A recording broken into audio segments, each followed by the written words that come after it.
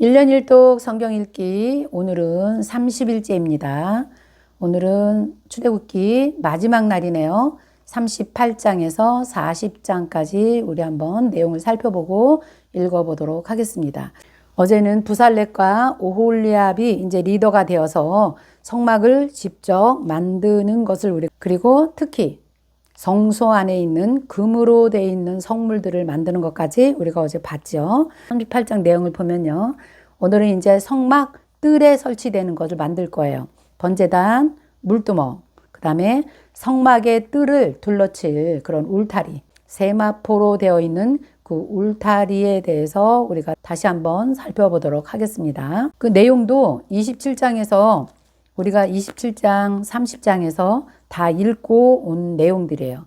특별한 것은 이것을 만드는데, 이 성막을 만드는데 모든 재료와 이 물자들을 기록하면서 총 감독을 한 사람이 있어요. 그게 이다말이에요.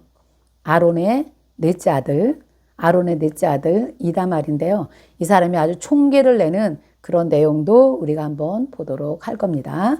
자, 그러면 38장 1절 보겠습니다. 그가 또 조각목으로 번제단을 만들었으니 길이는 5규빗이요. 굉장히 크죠. 2m 50이에요. 넓이도 5규빗이고요. 그래서 큰 네모 반듯한 거예요. 높이는 3규빗. 1m 반이 되겠죠. 그 네 모퉁이 위에 그 뿔을 만들되 그 뿔을 제단과 연결하게 하고 굉장히 크지요. 2절 보면 그 네 모퉁이 위에 뿔을 만들어라. 그 뿔을 제단과 연결하게 하고 제단을 노수로 쌌으며 제단의 모든 기구 곧 통과 부삭과 대야 고기갈고리 불 옮기는 그릇 그 모든 것들을 다 노수로 만들었다는 거예요. 사진으로 보이시죠? 제단을 위해서 놋 그물을 만들 때 제단 주위 가장자리 모든 것을 다 이렇게 노수로 만들었다는 거예요. 채도 조각목으로 만들고 노수로 싸라 그랬네요. 제단 양쪽 고리에 그 채를 꿰어서 매게 하고 제단은 널판으로 속이 비게 만들었음이니라. 번제단도 영적으로 굉장히 큰 의미가 있습니다. 예수 그리스도의 예표이고 모형이기도 합니다. 번제단에서 하루 종일 짐승을 잡아서 피를 뿌림으로 백성들의 죄가 사함을 받는 그 자리잖아요. 하루 종일 제사를 드리는 거예요. 그러니 제사장들의 옷은 하루 종일 그 피에 젖어 있는 제사장의 그 흰 옷, 흰 세마포 옷이 피가 뚝뚝 떨어질 정도로 그냥 피에 젖어 있는 그런 모습을 우리가 상상해 볼 수도 있겠죠. 그것이 예수님의 모습이기도 합니다. 예수님의 십자가 사건, 번제단을 통과하지 않으면 우리가 지성소까지 갈 수가 없어요. 번제단을 통과하지 않으면 성소 안에 들어갈 수가 없고 번제단을 통과해야지만 하나님을 만날 수 있는, 번제단을 통해야지만 하나님께 갈 수 있는 것입니다. 그래서 이 번제단의 의미는 굉장히 중요하고요. 문에서 들어가자마자 번제단을 볼 수 있다는 것. 우리가 문을 열고 성막 안으로 들어가면서 첫 번째 만나게 되는 게 번제단이거든요.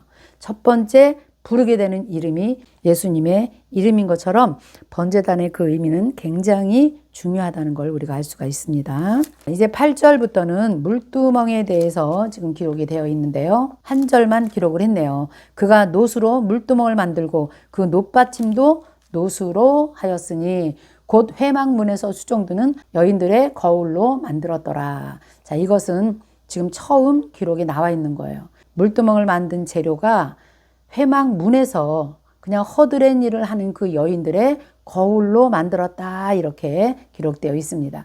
당시의 거울은 오늘날 거울 같지 않아요. 유리로 되어 있지 않습니다.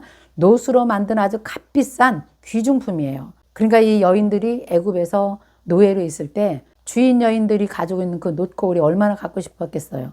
그러니까 이 예물을 챙겨 나올 때 그 놋거울들을 다 가지고 나왔던 것 같아요. 그러나 이 광야에서 하나님의 집을 만들 때 가장 귀한 것을 자원하는 마음으로 기쁜 마음으로 가지고 나올 때 여인들의 거울을 가지고 나온 거예요. 이것이 물두멍을 만들 수 있는 재료가 되었다 이렇게 기록되어 있습니다. 그래서 이것은 여인들의 헌신이다. 깊은 은혜가 있는 것이죠. 자, 이제 9절 보면 9절에서 20절까지 성막의 울타리라고 생각하면 돼요.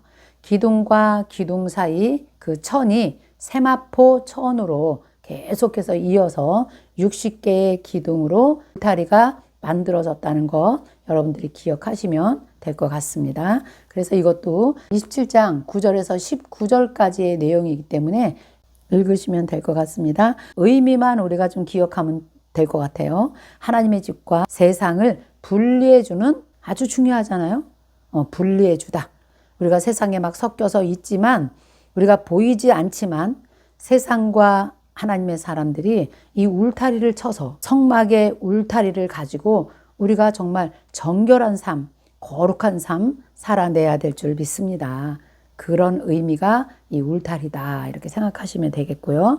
21절부터 31절까지는 성막에 들어가는 모든 재료와 그 모든 물자를 다 기록해 놨는데, 그것을 총 감독한 사람이 아론의 넷째 아들 이다말이었다. 무엇이 얼마만큼 들어갔는지 한번 우리가 읽어볼게요. 성막 곧 증거막을 위해서 레위 사람이 쓴 재료의 목록은 제사장 아론의 아들 이다말이 모세의 명령대로 계산하였으며, 유다 지파 훌의 손자요 우리의 아들인 부살렛은 여호와께서 모세에게 명령하신 모든 것을 만들었고, 단 지파 아이사막의 아들 오홀리압이 그와 함께 하였으니, 오홀리압은 재능이 있어서 조각하며 또 청색, 자색, 홍색 실과 가는 배실로 수놓은 자였더라.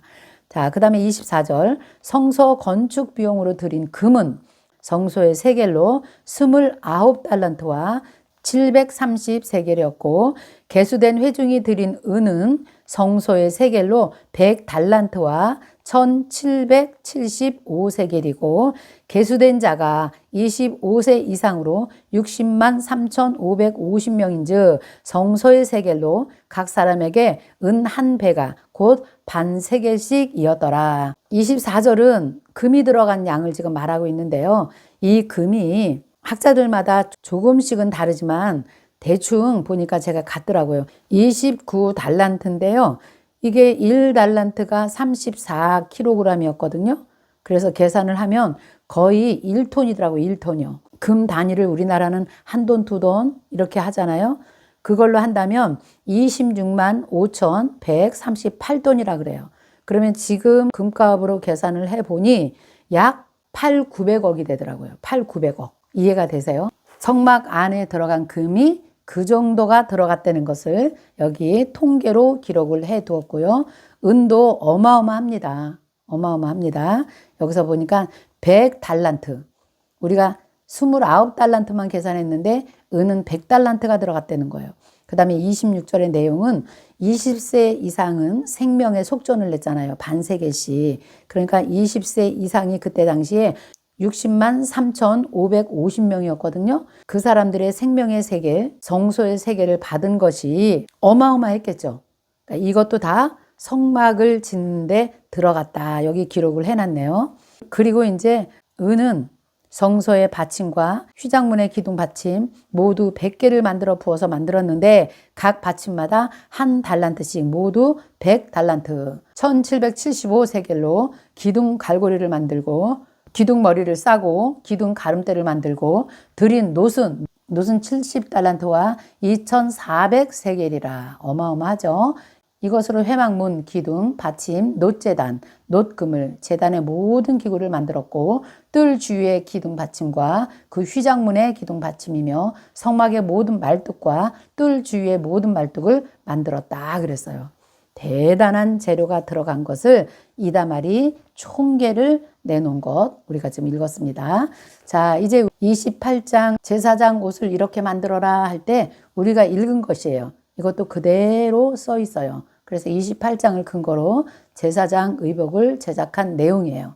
그리고 회막의 모든 역사를 다 이제 준공한 것에 대한 설명, 그 설명문이 39장에 담겨져 있고요. 이제 남은 일은 뭐냐면 하나님의 지시대로 완성을 했는지 확인하고 이제 봉헌식을 이제 거행하는 것, 그것만 이거 남아 있는 것입니다. 자, 그래서 오홀리압을 중심으로 행한 모든 역사가 모세가 조사해 보니 부살렛과 오홀리압을 중심으로 만든 이 모든 성막의 설계도 하나님의 명령하신 대로 되었다는 것을 확인을 하게 됩니다. 자, 39장 내용 보면요. 제사장의 옷을 만들다 28장 1절에서 14절까지 내용이니까요. 그냥 넘어갈게요. 여러분들이 그대로 읽으시는데 중요한 것은 5절 하반절 여호와께서 모세에게 명령하신 대로 하였더라. 그 다음에 7절도요. 여호와께서 명령하신 대로 하였더라. 이렇게 계속 나오죠. 8절 이제 흉패를 만드는 과정 이것도 우리가 읽었어요. 28장 15절에서 30절까지 읽고 온 내용이니까 그대로 여러분 읽으시면 돼요. 중요한 것은 21절 여호와께서 모세에게 명령하신 대로 만들었더라. 그 다음에 22절부터는 제사장의 또 다른 옷, 에봇 안에 입은 청색 옷과 그 다음에 그 속에 입은 그 하얀색 그 옷을 지금 말하고 있어요. 그리고 25절 보면 순금으로 금방울과 석류방울을 해서 하나의 간격으로 두고 해서 계속해서 그 옷의 가장자리를 쭉 만들도록 한 이야기 그대로 나와 있네요. 29절은 세마포로 이제 모자를 만들고요. 빛난 관을 또 만들어서 배실로 짜서 세마포 속바지도 만들고 그 얘기예요. 30절 볼게요. 그들이 또 순금으로 거룩한 패를 만들고 도장을 새김같이 그 위에 여호와께 성결이라고 새겨서 그 패를 청색 끈으로 관 전면에 앞에 보이는 데다 달아라 그랬죠. 여호와께서 모세에게 명령하신 대로 하였더라. 아멘. 32절은 성막의 모든 역사를 이제 마친 거예요. 이제 다 만들었어요. 제사장 옷까지 했으니까 이제 다 만든 것이죠. 그래서 32절에서 43절까지는 하나님께서 모세를 통해서 명령하신 대로 성막의 모든 기구와 제사장의 옷을 이제 완전히 완성을 했어요. 모세가 이제 다 가지고 옵니다. 그래서 그 성막 안에 이제 이 기구들을 하나씩 그 제자리에 안치해 놓는 것을 이제 보게 됩니다. 그리고 다 완성이 되니 그 안에 구름이 성막 안에 가득하였다 그랬어요. 그리고 이후에 그 구름 기둥이 이스라엘 백성들의 그 앞길을 계속해서 이제 인도에 갈 것입니다. 하나님이 임재하셨잖아요. 그 임재를 구름 기둥으로 하나님께서 보여주시고 이제 내가 너희와 함께 하겠다. 그래서 그 구름 기둥, 불 기둥이 인도하시는 대로 이제 이스라엘 백성들이 하나님의 인도함을 받게 되는 것. 그것을 우리가 이제 보게 되는 것입니다. 자, 40장 보겠습니다. 성막이 이제 봉헌되네요. 네, 40장 성막 봉헌. 여호와께서 모세에게 말씀하여 이르시되 너는 첫째 달 초하루에 성막 곧 회막을 세우고 첫째 달 초하루 1월 1일입니다. 그래서 성막은 1월 1일에 세워졌다는 것 우리 기억해야 되겠죠. 첫 번째 증거궤를 들여놓네요. 휘장으로 그 궤를 가려라. 그리고 또 상을 들여놔라. 상이 뭘까요? 떡상이죠. 그 위에 물품을 진설하고 떡을 12덩이를 갖다 놓아라. 12덩이의 떡은 12지파를 이야기하고 있고요. 생명의 떡이신 예수 그리스도를 의미한다 그랬죠. 그리고 등잔대를 들여놓고 거기에 불을 켜라. 등잔대에 불을 킨다는 건 사명의 의미도 있어요. 항상 불이 켜 있어야 돼요. 항상 우리에게 사명이 불타 있어야 됩니다. 하나님 앞에 사명자로 살아내 달라고 그래서 금등대 7등대가 켜 있는 것입니다. 5절 금향단은 증거궤 앞에 두고 성막문에 휘장을 달아라 그랬어요. 그 다음에 이제 분향단은 어디에 있어야 되냐면요. 이 휘장, 이 커튼 하나 사이로 지성소 앞에 있는 거예요. 그냥 마주보고 있는 거예요. 그래서 증거궤 앞에 두고 성막문에 휘장을 달아라 그랬습니다. 이것도 너무 큰 의미가 있습니다. 금향로는 성도들의 기도라 그랬죠. 이 기도는 아무 데서나 하는 것이 아닙니다. 뜰 마당에서 구원을 받았어요. 번제단에서 구원을 받았어요. 그리고 우리가 손과 발을 씻어서 하나님께 회개하고 성령의 충만함을 받고 성소 안으로 일단 들어와야 돼요. 금이 있는 곳으로 들어와야 돼요.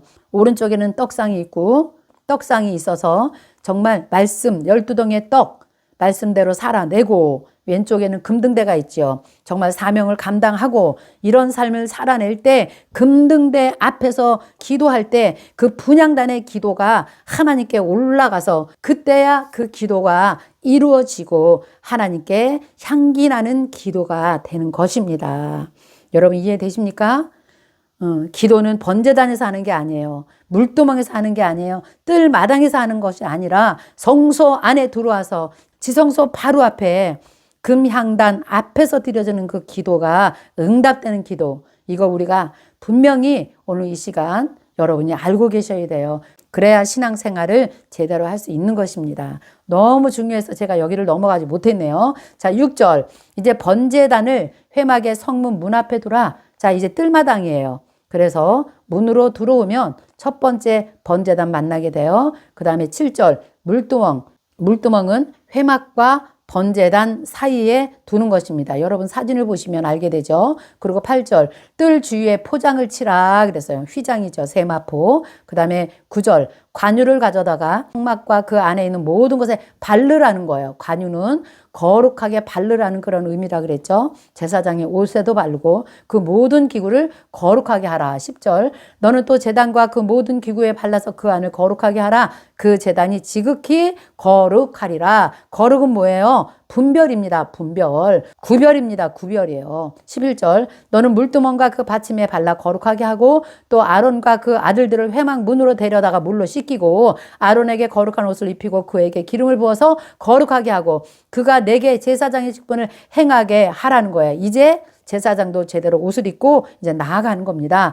너는 그 아들들을 데려다가 그들에게 겉옷을 입히고 그 아버지에게 기름을 부어라. 아론에게 기름을 부으라는 거예요. 그들에게 부어서 그들에게 내게 제사장의 직분을 행하게 하라. 그들이 기름 부음을 받았은즉 대대로 영영이 제사장이 되게 하리라. 아멘. 기름을 부은 자, 성령의 충만함을 받은 자, 하나님 나라 갈 때까지 우리가 이렇게 제사장의 사명도 감당해 내야 됩니다. 16절 모세가 그같이 행하되 여호와께서 자기에게 명령하신 대로 다 행하였더라. 자, 17절입니다. 둘째의 첫 달 그 달 초하루에 성막을 세우니라. 자, 애굽에서 나온 지 만 1년이 되는 거예요. 둘째 해니까. 그렇죠? 그리고 첫째 달 그 달 초하루에 이제 성막이 탁 세워지는 거예요.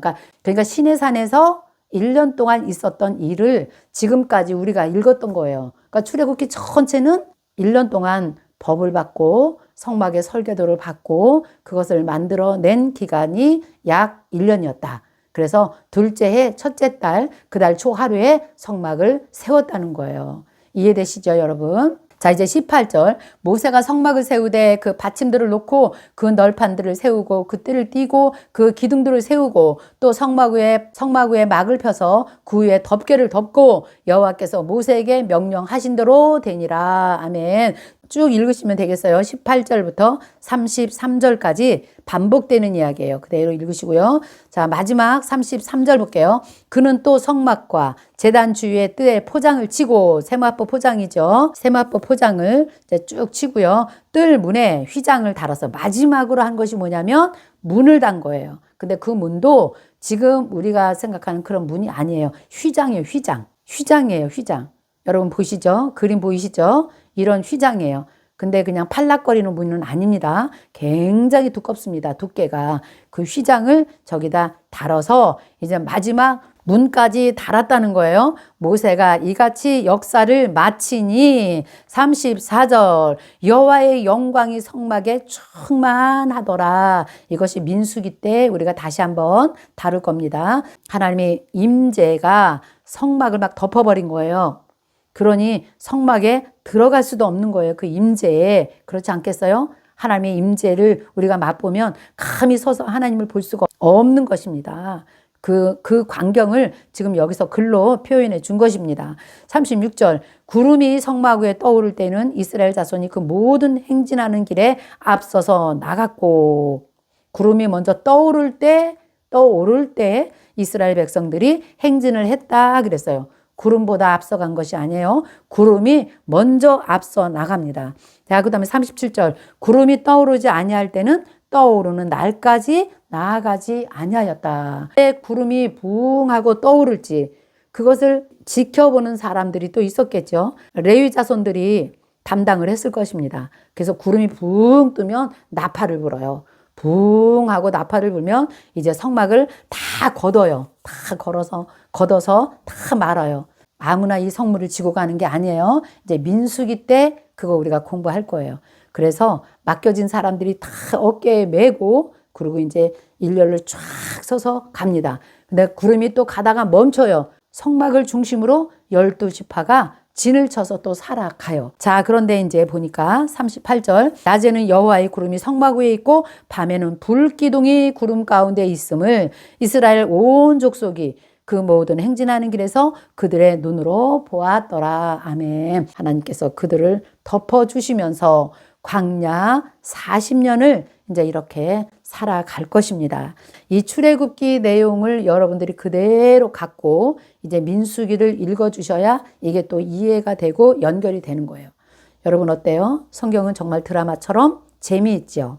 네, 그래서 그대로 이제 내일 우리가 민수기를 보면서 이제 역사가 쭉 흘러가는 거 다시 보도록 하겠습니다. 한번 기도하시겠습니다. 하나님 감사합니다. 출애굽기를 우리가 쭉 읽으면서 이 마지막 시간에 성막이 완성되는 그 순간에 모세가 그 성막 안에 하나님의 임재에 압도된 것처럼 우리가 이렇게 성경을 읽으면서 이 말씀 안에 오늘 압도가 되었습니다. 하나님, 우리가 이런 마음을 가지고 성경을 계속해서 읽어나갈 때 성령님 가르쳐 주시고 알게 하시고 기억나게 하여 주셔서 성경을 읽을 때마다 그 말씀이 살아 움직여서 우리의 심령 가운데, 우리의 영혼 가운데 우리를 이끌게 하여 주시옵소서. 주님 은혜 감사드리며 예수님의 이름으로 간절히 기도드립니다. 아멘.